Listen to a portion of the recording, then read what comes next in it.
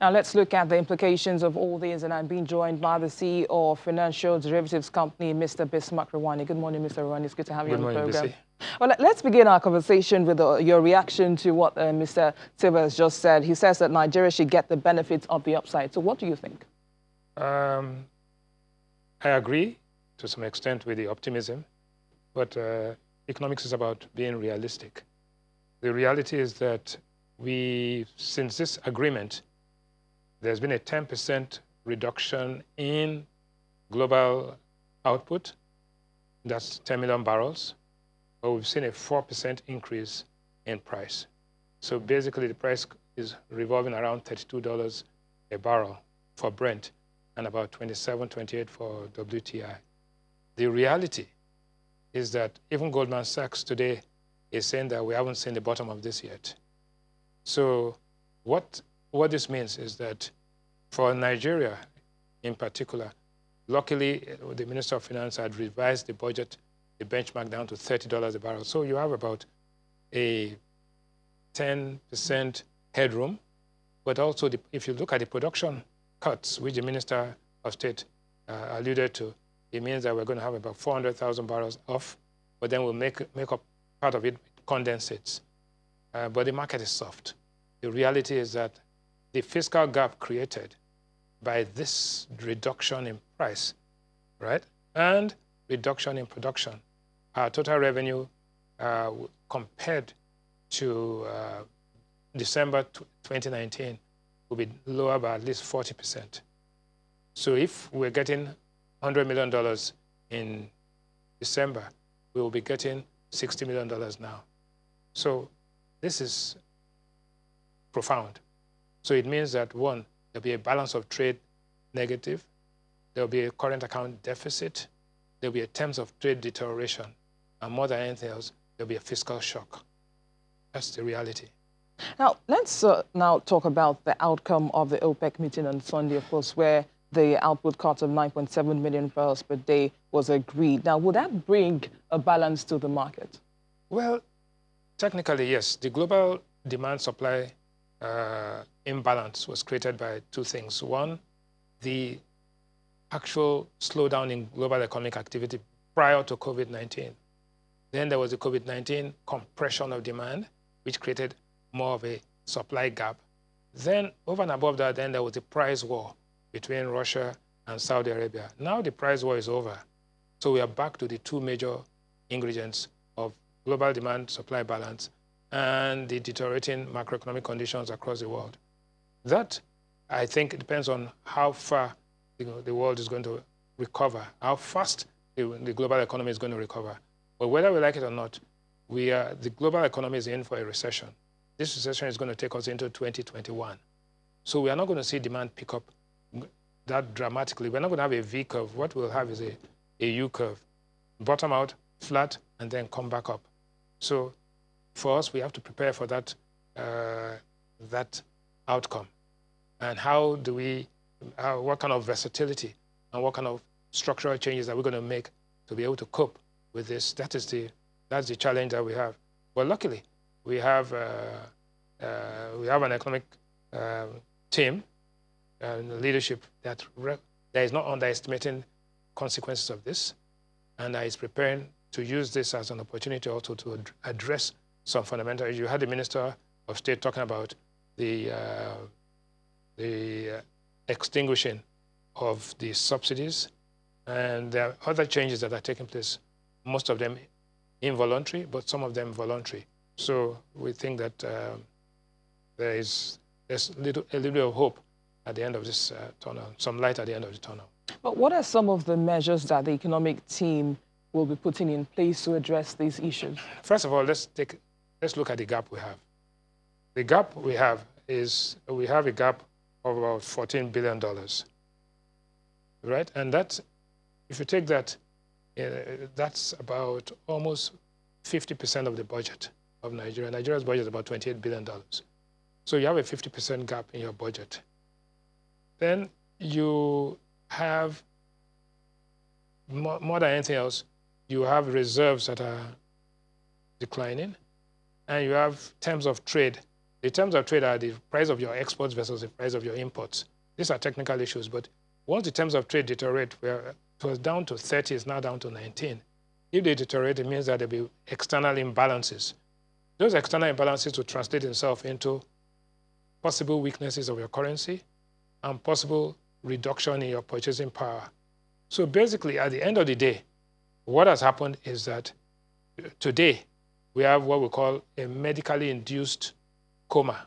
We have a coma, you know, there are times when a woman is going into labor, you induce a coma so that she can have a painless delivery, and then you bring her back. What has happened is that there's a globally induced macroeconomic coma to allow the world to take care of the COVID-19. After that, then you now come for recovery, because if you allow the two things run side by side, there'll be a complete calamity.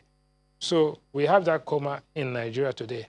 And what has happened is that the thing that happens is that Nigeria goes into recession just like every other country. The recession is always followed by corporate failures and high unemployment.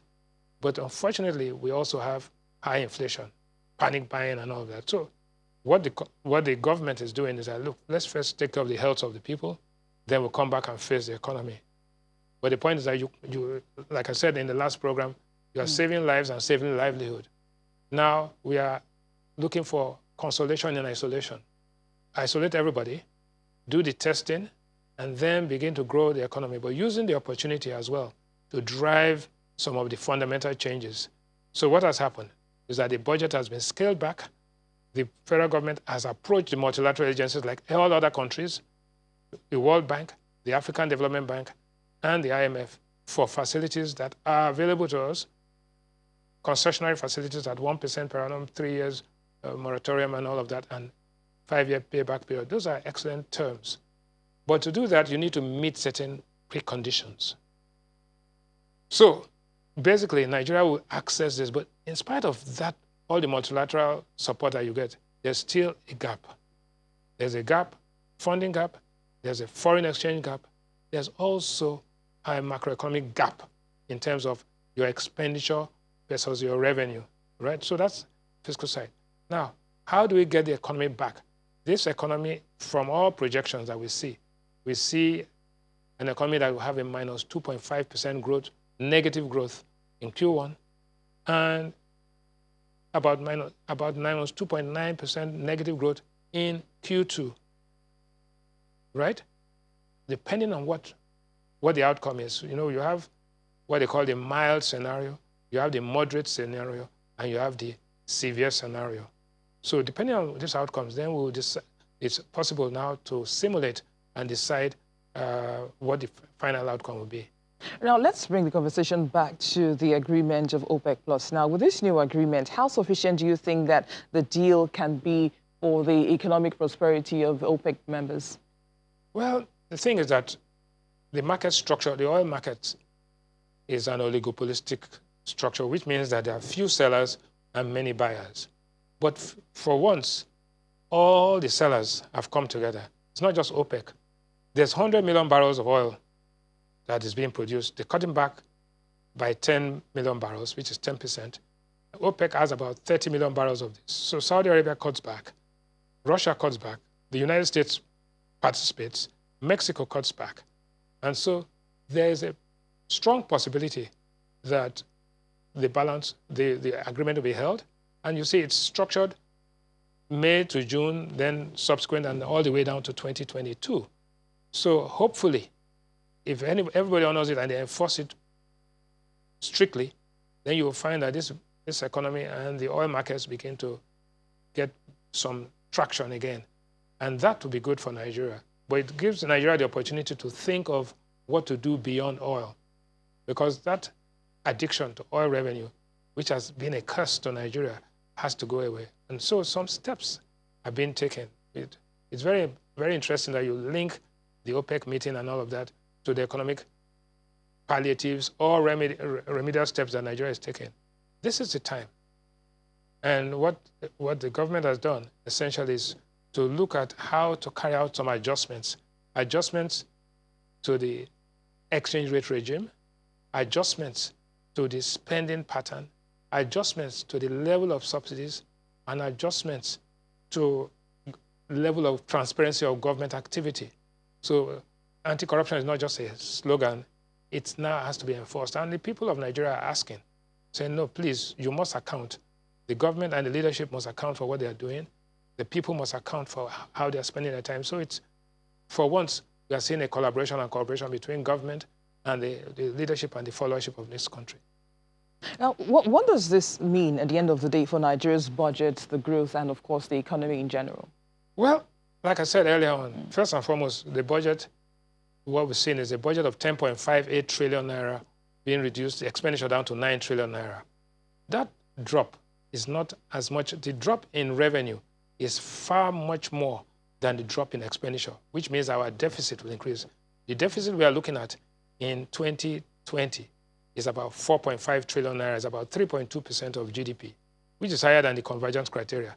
But that is deliberate. When there's a recession and when there's a slowdown, you actually spend more than you have, because we call it counter-cyclical spending. It's a Keynesian model for getting an economy out of a slowdown and a recession. So that's done.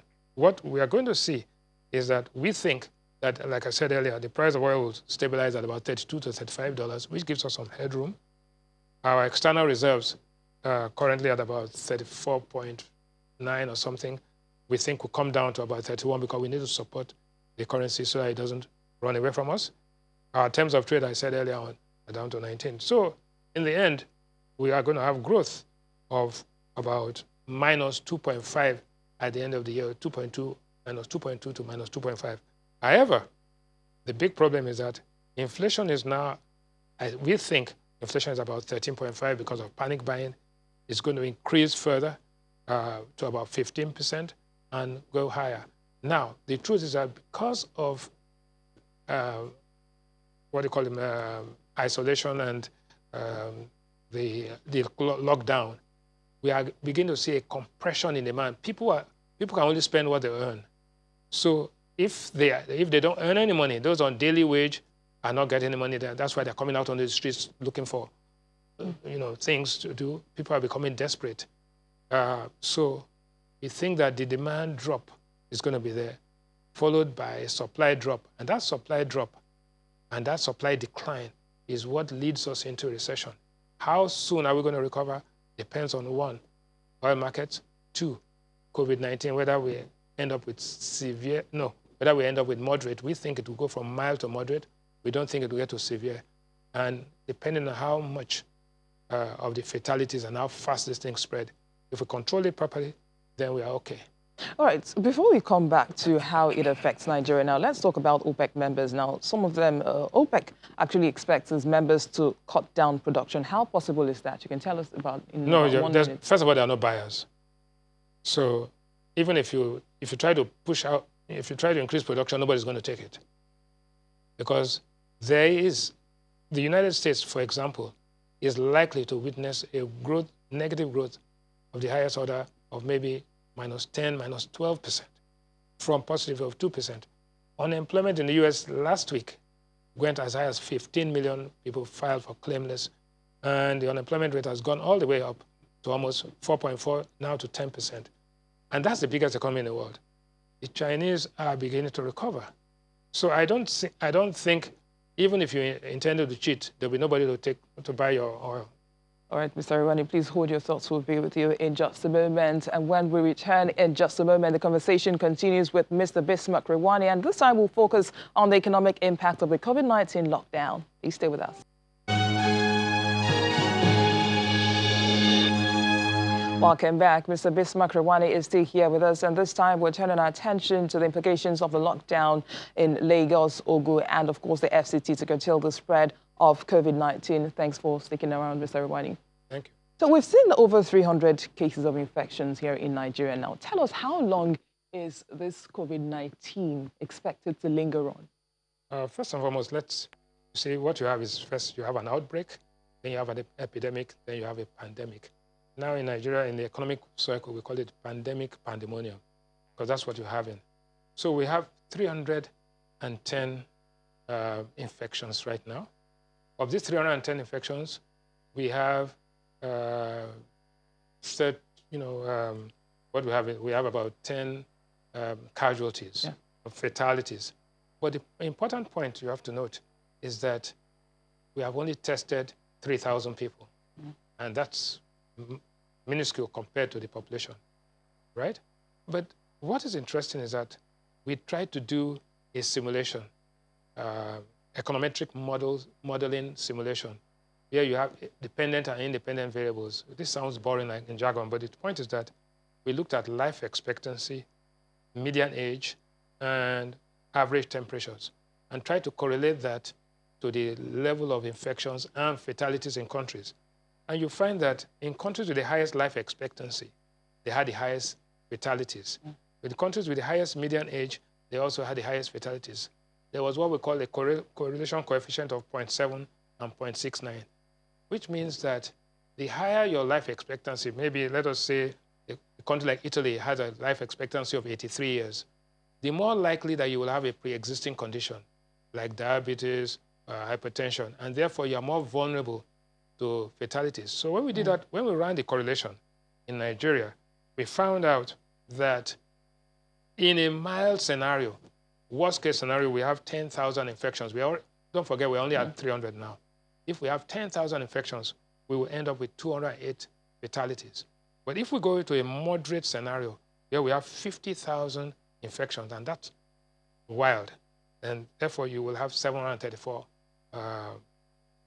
fatalities. But that's a worst case scenario. Now, what do you do in this kind of second? That you increase the testing, increase the ventilators, increase the medical care, and that's what we're seeing is a ramping up of the facilities. But it also exposed the weaknesses in our healthcare system in the country. And so you use this opportunity to not just to fix this, but to fix other things. But mind you, you still have things like lesser fever, you have things like cholera, you have things like malaria. So focusing on coronavirus because that's the in thing in a negative way does not mean that you don't have the other problems. So we have to deal with those problems. And so economists try to say, let's have consolation in isolation. And let's use the isolation period to fix some of those things, fix some of the medical healthcare problems, fix some of the economic problems, and fix some of the policy problems. And that's what we went from four infections per day about 3 weeks ago to about 15 infections per day now. And that's dangerous. But having said that, something came out that if we had locked down 3 weeks ago, you'll find that 75% of the arrivals, international arrivals in this country came into Lagos. 25% came into Abuja, and only 2% came into Port Harcourt and the other airports. Guess what? The exact proportion, 76% of our infections were in Lagos, and 20% of our infections were in Abuja. In other words, if you had shut down Abuja and Lagos, so the community transmission would have ceased, would have locked down just like they did but it's a lesson we are learning. So that's what the econometric model tells us, that there's a correlation between international arrivals, imported infections, and before we had community transmission. But we're locked down now anyway. Do you think that that has helped, or that will possibly help to bring down the numbers based on your projections?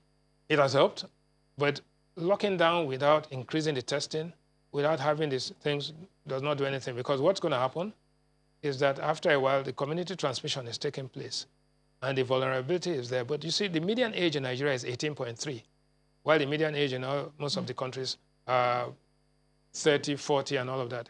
Therefore, the probability that there'll be widespread infection and that the vulnerable young are not as much as the vulnerable old, because only 3 to 5% of this population are above 60 in Nigeria. And so it's unlikely that we'll have the level of fatalities that we are seeing in other countries. Also, there's this unproven myth that high temperatures and high humidity is not habitable for this virus. And we've seen that in Texas and Florida in the United States, the fatality rates has been lower than in New York, where it's a temperate region. So there's that correlation, I will call it, unholy correlation, unproven, but it's a myth, but there is counterfactual evidence that can show that. Now, let's look at the implication of this lockdown on security. Now, of course, there have been reports of armed robbery attacks in some parts of the country due to the lockdown. How do we address all of these issues?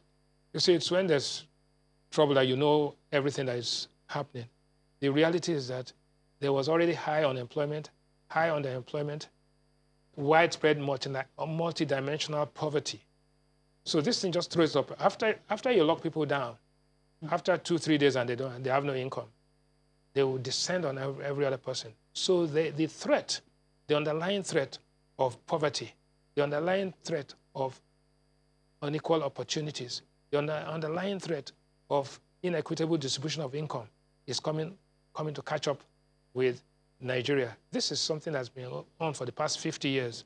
We've been growing, but the rate of population growth has been faster than income growth. Not only that, the income growth, the income has been unevenly distributed. The rich are getting poorer at a slower rate, while the poor are getting poorer at a faster rate. So everybody's getting poorer, right? And it is showing up in the wash. Now, something has to happen. First and foremost, there has to be anti-corruption. When I say anti-corruption, people have to be accountable. You can't just appear from nowhere and be spending billions of naira. Something has to be, there has to be the anti-corruption struggle, the blocking of leakages. Governments have to be efficient, and governments have to be accountable and transparent.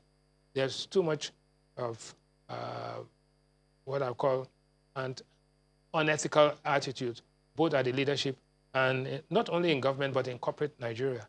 So all those things have to be addressed. And when you have that, you'll find that people are willing to sacrifice as long as they know that the sacrifice is equitable, as long as they know that the leaders are not taking advantage of them. I think that's what's happening in this country today. People are asking questions, and rightfully so, that what's happening to our revenue and how are you spending it. And that's why people are running on the streets. But I think that will be, the law enforcement agents will have to take care of that.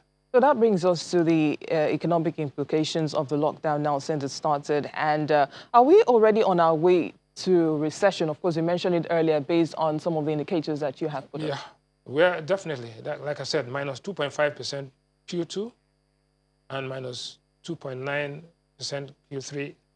When you have, in Q1, we are also going to have negative growth. So you will have 3 consecutive quarters of negative growth.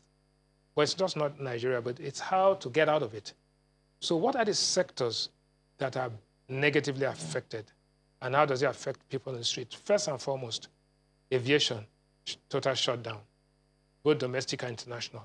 So that sector, the car hires, the airport hotels, the people that sell newspapers, the people that sell duty-free, and all those guys are out completely for now. They will not recover until everything reopens. That's about maybe 3, 4, 5 months from now. Hotels, out. Restaurants, out. Entertainment. These are the sectors that were growing rapidly. But the sectors that are going to be benefiting from this, information technology and communication, the guys in bandwidth, data, right? Those guys are going to be doing things. They are growing rapidly because everybody is now online, more efficient. Logistics, moving commodities from farms to markets and thereafter. So logistics will see some power, will see some growth. Manufacturing will be negative because there's nothing to manufacture and they're going to lay off people. Financial services is going to be negative, right? Government and public administration is going to be negative. Education is going to be negative. Healthcare is going to be positive. So if you look at the 46 activities that are measured by the National Bureau of Statistics, only 12 were growing rapidly. And of those 12, at least 8 of them are going to grow negatively, while 4 will spike. So we are in for a penny and in for a pound. This is a long, there's no quick fix. no silver bullet. But the thing is that it is during war that generals are made. The Nigerian leadership pulling themselves by the bootstraps to make sure that they're doing what they can.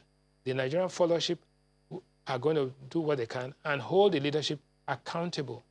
So in the end, I suspect that out of this cloud will become the opportunity to reform leadership in Nigeria, to reform corporate Nigeria, and to reform the economy as a whole.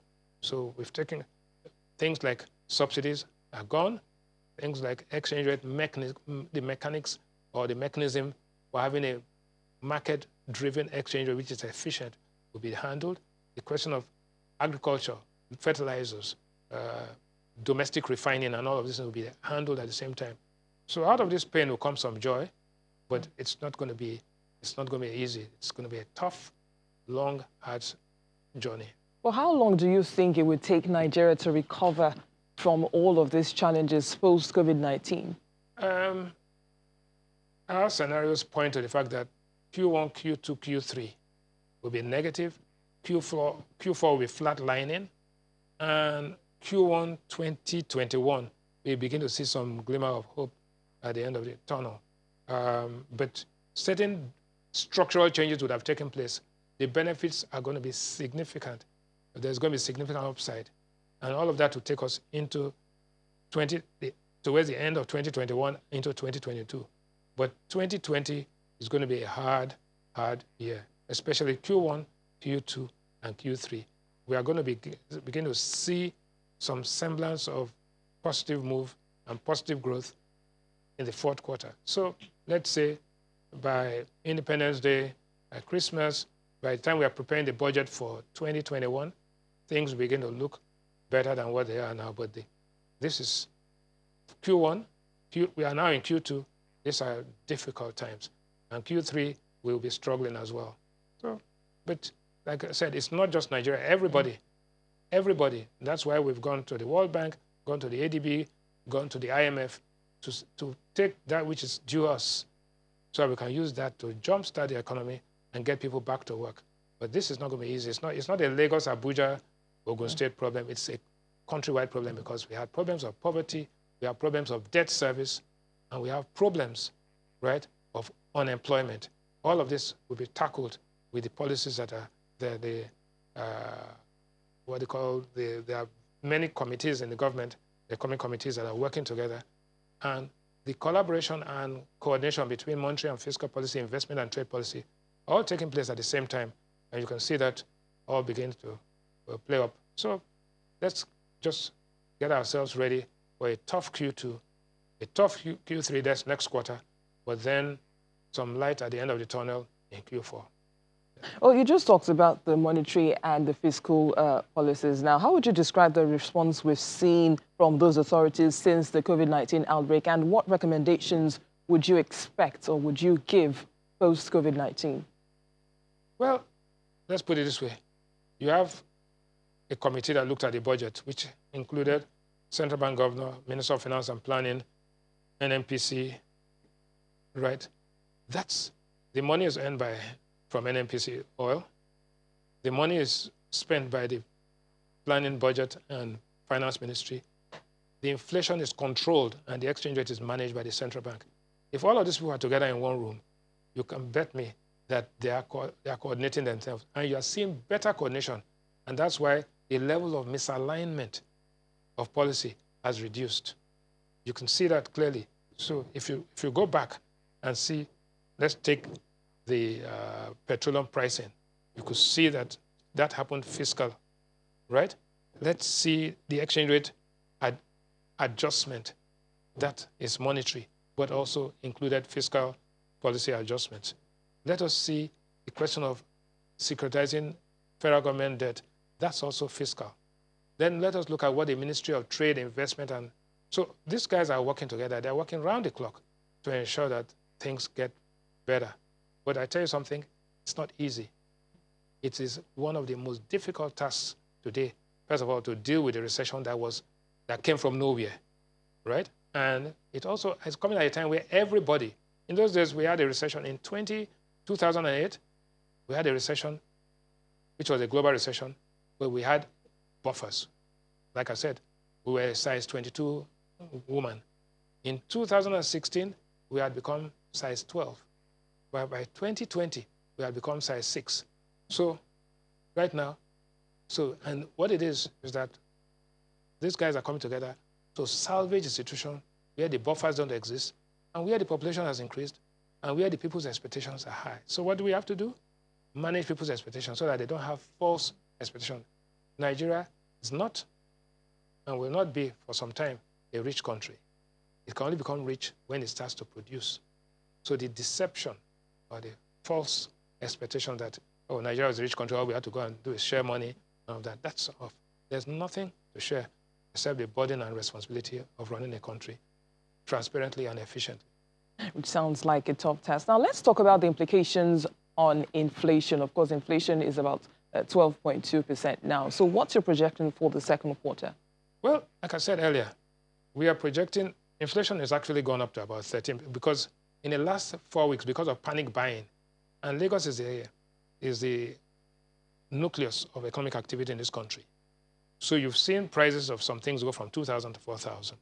And so that inflation has gone up to about 13.5%, much more than that, because some things have gone up by 100%, 200%. However, the thing about inflation is that there's what we call effective demand. When you don't have money to buy, you can't buy.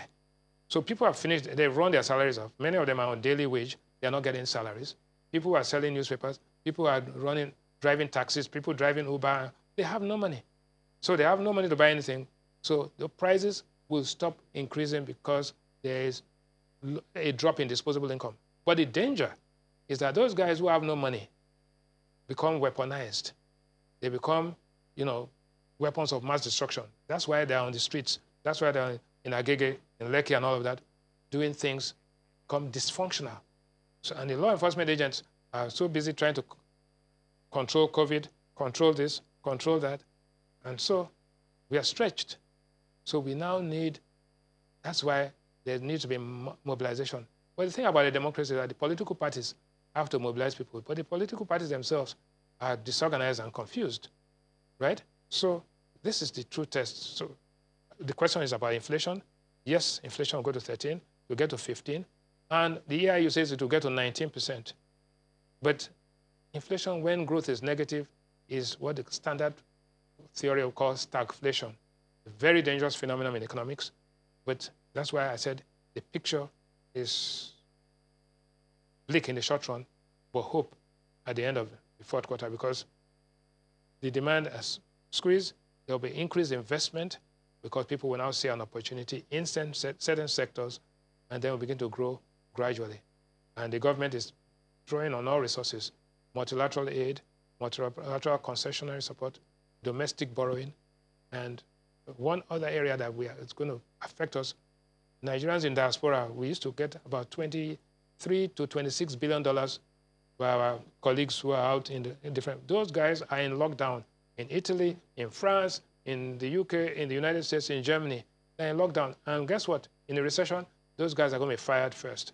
So we're going to have Nigerians being fired out there, right? They cannot bring money in, and that reduces. So the picture is it's not a pleasant picture, but that's the reality. We hope that all this, will actually blow away, and 2021, I'm sure many people want 2021 to be gone as quickly as you better believe it. No, 2020 will go. 2020, actually. But 2021 will come with good news. And the end of 2020 will begin to look slightly better. But let's not deceive ourselves. This is not an easy task at all. And everybody, all hands have to be on deck. Absolutely, that would be a good point to leave this conversation. Mr. Bismarck Rewani, CEO of Financial Derivatives Company, thanks for coming on the program. Thank you. When we return in just a moment, we'll do a recap of last week's market performance. Please stay with us.